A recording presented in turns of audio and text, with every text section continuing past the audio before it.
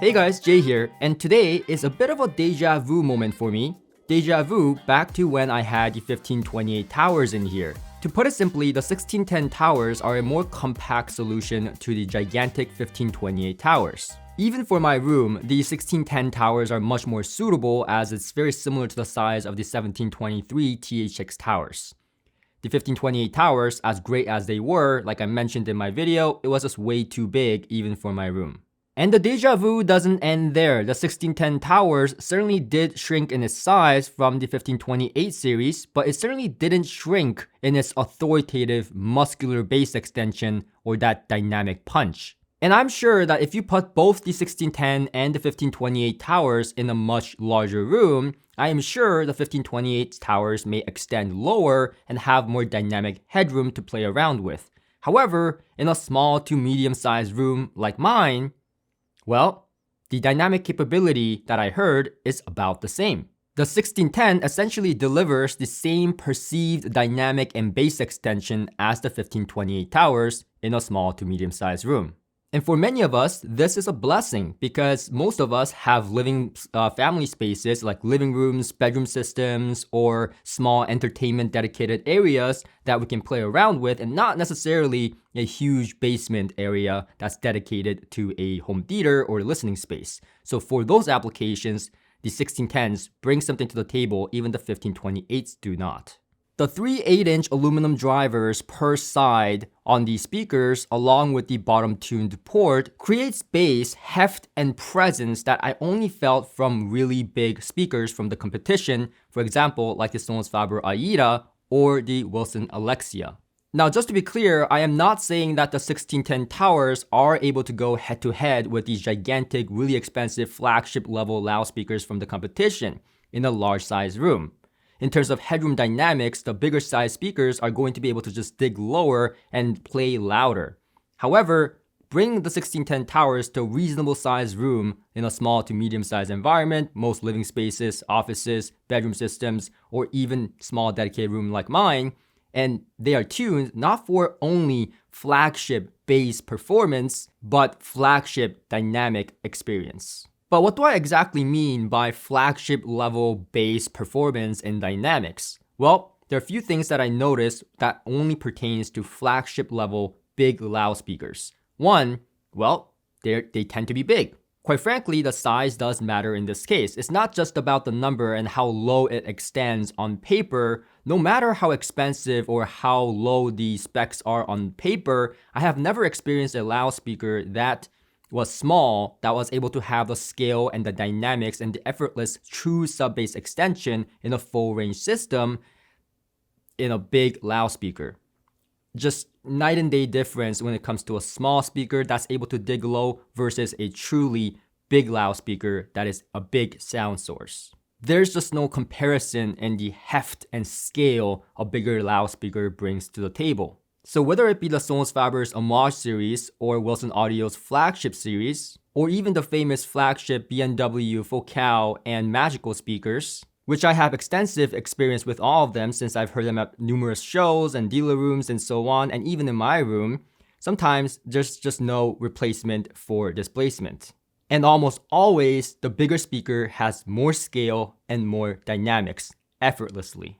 The second reason I say the bass quality is flagship level is the decay and the structure of that decay on this loudspeaker. And what I mean by decay structure is that when a bass note hits, it simply doesn't end there. There's a decay that happens. And that decay is so clean and so natural on a loudspeaker like this that seems to have really well braced cabinetry, and because they're using high quality HDF material exclusively to build their loudspeakers, which is a material that's cost more than MDF and is used in higher end, higher priced loudspeakers out there. And along with that bass port located at the bottom of the speakers, you get a really nice decay structure where you can really decipher how much the decay lingers. And if it's a really nice dispersion pattern as well. It's almost as if you have more than 2 subwoofers in your room. And if you had at least 2 subwoofers in your room, sealed designs especially, then you know exactly what I'm talking about in terms of that decay that almost feels like a pool of bass that you can swim in. but not in a nasty way. It doesn't get boomy even close to room boundaries. Even as authoritative and a bass monster these speakers are, it just simply doesn't get nasty or bloated even if you place it close to room boundaries because of that decay structure being so clean. As long as your room isn't adding too much of that bloom in the bass decay is just very natural on this loudspeaker, very clean cut without stripping away of its musicality. And I was genuinely surprised to hear this type of bass on the speaker that's ported design, because this is the type of bass that I would experience with something like the Kalish Model 7s that's an acoustic suspension design with a 13-inch woofer. Those type of designs have technically a slower roll-off in the bass and have that more thicker, textured, and also that really nice decay pattern that is quick and agile. And this speaker, the 1610 Towers, have what I would describe to almost a sealed acoustic suspension design level of bass quality, which if you saw my Kalish Model 7 review, it is the best type of bass quality that I look for in a loudspeaker and have heard to date. And once again, I think that we're getting this clean, natural decay structure that sounds really pleasing because of the inert cabinetry using high quality HDF material with heavy bracing on this tower speaker. Because quite frankly, if the cabinet wasn't inert and had its own kind of resonances that caused a bloom inside the cabinet, then it would muddy that decay structure and it wouldn't be as natural or clean sounding as it does here. And the third and the last reason I say that this speaker has flagship level bass quality and dynamics is because it's not just dynamic in terms of bass heft and punch that can be felt in your chest and body, but it's dynamic across all frequencies, top to bottom. Now, to be clear, I feel like there are many great loudspeakers out there that you can feel the low bass extension and hear the dynamics in the mid-range and high frequency. The Arendal 1723 THX is a prime example of that. But to portray that mid-range and high frequency dynamic in such a way that can not just be heard but felt with your body, much like how you just not hear the bass but feel the bass with your body, in similar way that exists in the mid-range and high frequency as well, and I thought this type of performance was truly reserved for the ultra big flagship towers out there, at least until now. And this is not subtle. If you ever heard a ultra big tower speaker at a show setting, demo room, or even in your own space, then you know exactly what I'm talking about when it pertains to that mid-range dynamics. And this is one of the reasons that I have great admiration for magical speakers, despite the fact their overall tonality isn't to my preference. When I reviewed magical speakers way back, one of the things that was shocking for me was that capability in the mid-range where certain actions taken by the artist, whether it be a strum of a guitar, a pluck, a drum hit, a snare hit, or certain actions taken by the artist that really popped out at you, not just in terms of sound, but in terms of dynamics, in terms of impactfulness of those strums and guitar that made it sound almost as if it was a bass impact rather than just a simple tonality or texture. And I can definitely see how some people may describe this character as a texture quality rather than dynamics, because a more subtle version of this is what I would describe to be a texture. However, it's like a difference between 3D glasses in a movie theater versus a full-on virtual reality glass. The latter is just way less subtle and dynamic of an experience. Hearing the results here, it's very easy to understand why Arendal puts so much emphasis, resources, and time into finding the right 5-inch carbon mid-range driver here that can come very close to the very expensive 5-inch carbon graphene driver used in the 1528's mid-range section. And honestly, I was a little bit bummed out that we didn't get the really high quality 5-inch carbon graphene mid-range driver that I loved on the 1528 series so much. We don't get that here. However, I'm also kind of glad that they settled for this 5-inch carbon driver with a huge motor structure. It may not have the exact same amount of intrinsic transparency, clarity, refined nuances of the 1528's carbon graphene mid-range driver. However, the 5-inch carbon driver here brings a special sauce of its own, that dynamic mid-range. And technically, the 1528's carbon graphene mid-range driver should cost more and perform better. However, in terms of preference on what I prefer, honestly, it's a toss-up. And it's really hard to choose which one I like better. And we will come back to this implementation going on here with the contraption, but let's talk about the tweeter first. The bad news is that we don't get that very nice lithium magnesium tweeter that I found to be so special in how sweet and delicate and refined it sounded. Instead, here we get the aluminum magnesium tweeter on the 1610 towers. And honestly, my heart dropped when I heard that this tweeter had aluminum. I know it's aluminum magnesium, but when I heard aluminum, I'm just not a fan of metal dome tweeters to begin with, and aluminum is probably my least favorite. So on a speaker at this price point, I was like, yeah, I'm not sure if I'm gonna like that. The good news, thankfully, I don't know what the proportion is with the aluminum and the magnesium, but so far it does not sound like an aluminum dome tweeter, at least for me.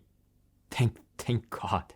To me, the tweeter on the 1610 towers just sounds like a softer version, easier to digest version of the lithium magnesium tweeter we got on the 1528 series. And I'm just gonna come out and say it like how it is. It's just one step down overall across the board from the performance that we got with the lithium magnesium tweeter. For me, it was one step down in terms of refinement and clarity, and that sweet sound that I was talking about with the lithium magnesium tweeter, where it had the perfect amount of sparkle and spotlightness and airy presentation that just sounded absolutely phenomenal and refined. That is traded in for a more easier to digest experience. The tweeter presentations here on the 1610s are definitely more conservative of a tuning against listening fatigue even at louder volumes. And talking about loud volumes, it really amazes me how this tweeter is just so composed even at cranking volumes. In fact, it's not just this tweeter, but the entire speaker that keeps composure and doesn't get busy or crowded or muffled or any kind of weird stuff going on, even at cranking SPL levels. It just keeps it absolutely effortless from top to bottom. Things are super scary good when it comes to separation of instruments when it comes to the speaker, and the imagery is resolute and rock solid across all different types of volumes. This part here may look very similar to the implementation of the tweeter and mid-range driver done on the 1528 series, and it is. The waveguide is slightly different to accommodate the new tweeter, but this implementation here allows the tweeter and mid-range driver to be close as possible to each other, acoustically speaking. This allows for the most phase coherent sound, which means it's trying to act as a single sound source and not a two different sound sources coming from the tweeter and the mid-range driver separately. Much like a dual concentric design, it's trying to be phase coherent in that both the tweeter and the mid-range driver is trying to behave like it's one single driver. And this helps to get that really locked in, natural, phase coherent imagery within your soundstage. So just like in a very well-designed dual concentric drivers, whether you're listening to guitar, violin, or human voices, things should be very easy to depict within that soundstage. Things should be rock solid and not jumbled up and lack separation and hazy imagery going on. And to achieve that, nothing was done here by accident or for only aesthetic reasons. Yes, this is a over-engineered contraption to minimize possible distortion or resonances through structural rigidness, but it's way more than just that. The permanent grille in front of the mid-range driver and the tweeter, the patterns and the shapes, the physical distance between the drivers, the curve, and the elliptical waveguide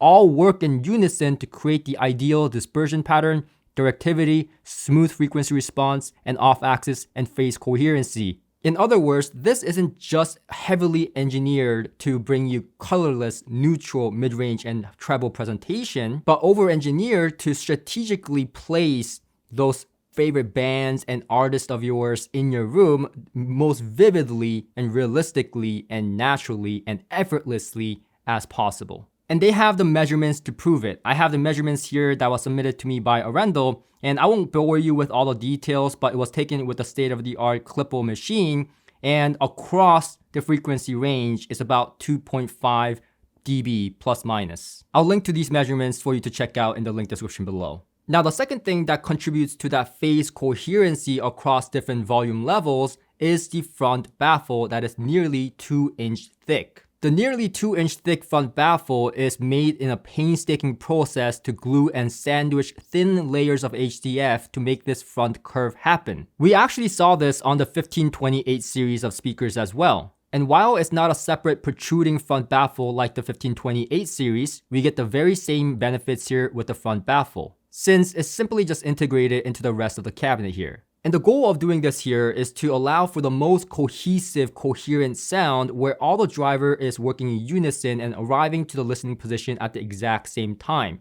And this type of time alignment allows for the most cohesive sound at certain distances and certain heights of listening. Arendal recommends 4 meters of distance and minimum of 2 meters with the 1610 towers and a sitting height between 80 to 100 centimeters. Are you impressed? I don't know how I remember that. However, when I was experimenting with the 1610 towers, I didn't find this to be a steadfast rule as much as it was on the 1528 towers. On the 1528 towers, one of the reasons that I recommended it for bigger, larger rooms exclusively was because of also that distance that needed to be kept to sound right and is best and optimal.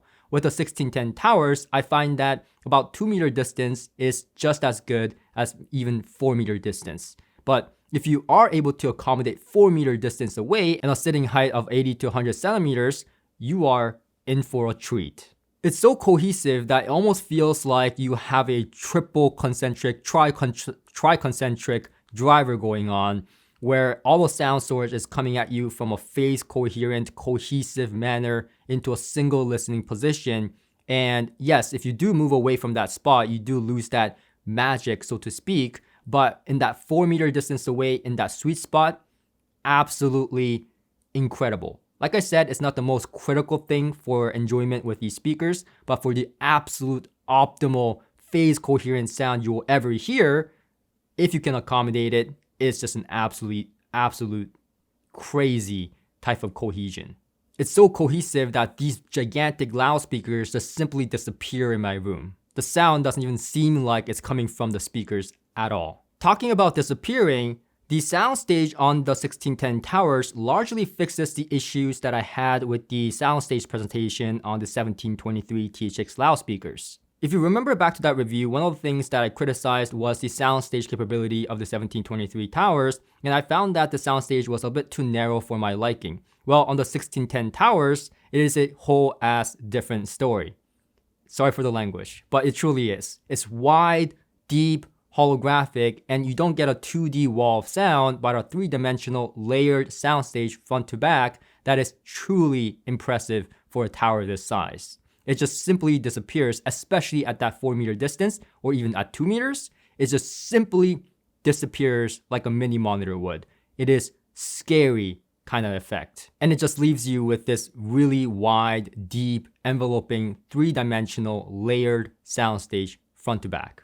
Again, setting realistic expectations here is not going to be as 3-dimensional and holographic as some horn speakers out there, but this is not a horn design. And when it pertains to realistic type of sound stages, this is one of the most spacious presentation I have heard in a tower speaker like this. And what's truly impressive and rare for me is having this type of soundstage and spaciousness in such a dynamic sounding loudspeaker. I've always found that when it comes to dynamic speakers, even in the high-end audio category, the soundstage suffers. If it's more dynamic, the soundstage tends to be more narrow. Even though those things are not correlated, that's kind of the theme I heard with across multiple different high-end loudspeakers. And when you get a large soundstage, the dynamic suffers. So this is like a trade effect almost. And it is really rare for me to hear a tower speaker that disappears and throws a large holographic 3-dimensional soundstage front to back with great layering and has crazy dynamics like this. I am sure you have noticed a theme here, but it's over-engineering with the highest quality possible, whether that's the cabinet, the drivers, or the baffle integration, and that quality extends to the crossover as it does with the 1528 series. Only air core inductors exclusively is used in the mid-range and tweeter circuits, polypropylene capacitors in the tweeter section, wire wound resistors, and aluminum heat-sinked wire wound resistors for high thermal stability and sonic clarity. And yes, it's not the most exotic, high-end, hi-fi components in here like Jupiter capacitors or dual-link capacitors per se, but it is certainly built for over-engineered for the application and reliability and longevity of the performance. And leading up to the high-quality, pure solid copper binding post that's been rhodium-plated for long-term reliability, only non-ferrous components were used for the purest signal path, no steel nuts or washers. The 1610 towers are certainly not the most power-hungry speakers I've come across, with a sensitivity rating of 89.5 dB and a nominal 4 ohm impedance load with the minimum dropping to 3.2 ohms at 95 Hz. It's certainly not the most power-hungry on paper, just like its 1528 bigger brother. However, just like I said in the 1528 tower review, you do need power to drive these properly and get the best sonic character out of them. You could very much get really cheap 1000 watts per channel amplifiers that go inside car audio and stuff like that. You know, there's tons of PA amplifiers that's 1000 watts per channel, and you could use those and the speakers will get loud enough. But that's the floor. The ceiling is much, much higher. And with a speaker designed and built with such great components, it's designed to scale. Put some quality, high-powered, high-current amplifier behind these speakers, and they will heavily reward you. If you're game for a Class D amplifier with state-of-the-art modern technology, then I highly recommend checking out GONFET amplifiers like the Live GON M that I just reviewed or the AGD Audience. These type of amplifiers pride themselves of being able to handle low impedance loads, high current delivery, and state-of-the-art measurement as well for that neutral and refined presentation. If you're in a space much like mine, that's small to medium-sized room, then even Accuphase integrated amplifiers can work if you want something that's high-end integrated.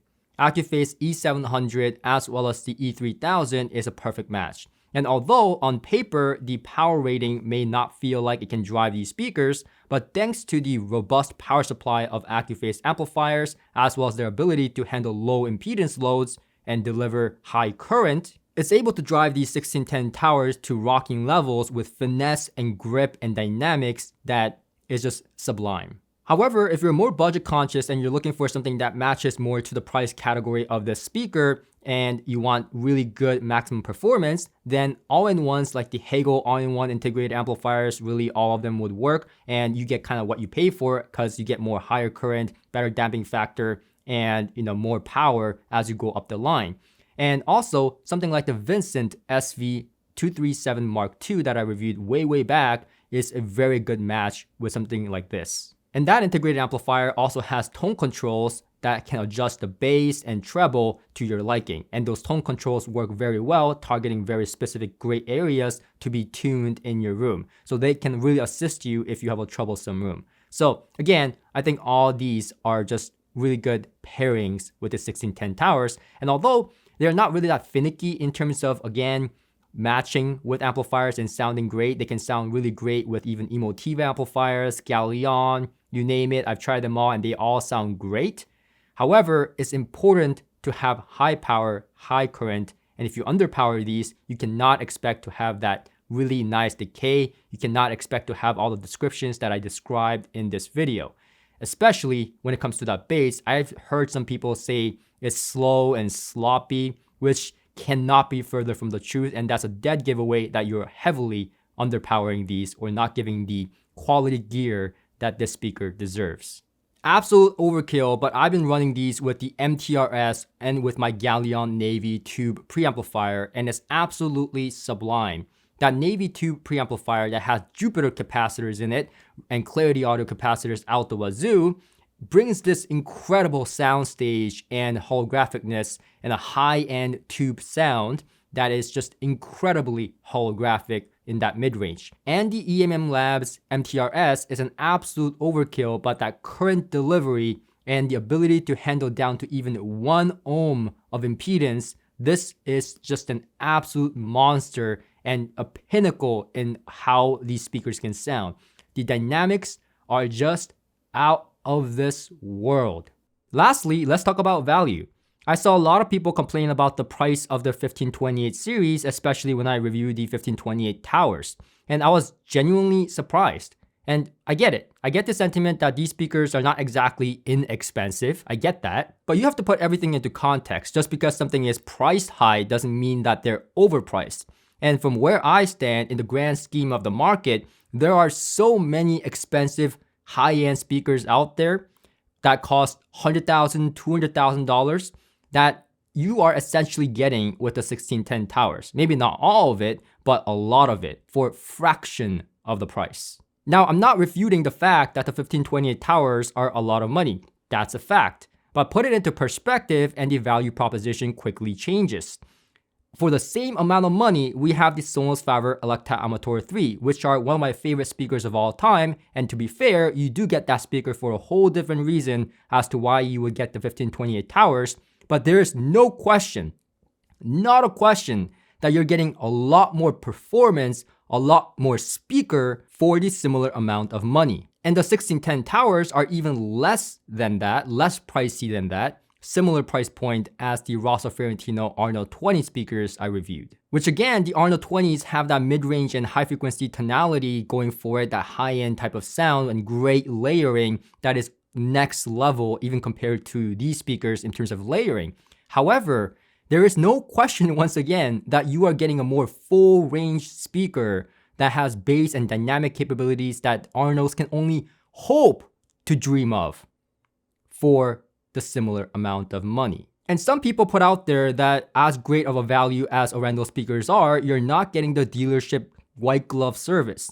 And I have something to say about that actually. I feel like Arendals are providing modern day white glove service. You get 60-day in-home trial, risk-free. This means that you don't have to take my word for it. It's not a trust me bro situation. You get the speakers based on my review, you like it, you hear it, and if it's nothing like what I described and you hate the speakers, you can return it, risk-free. And aside from free shipping, you get 10-year warranty on the 1610 series. That's a business model that stems from confidence, knowing that they're skipping the distribution and dealer chain to pass on that saving so that the customers can have higher performance loudspeakers for a fraction of the price. So with that context in mind, yes, these speakers are pricey, but are they truly overpriced? I don't think so.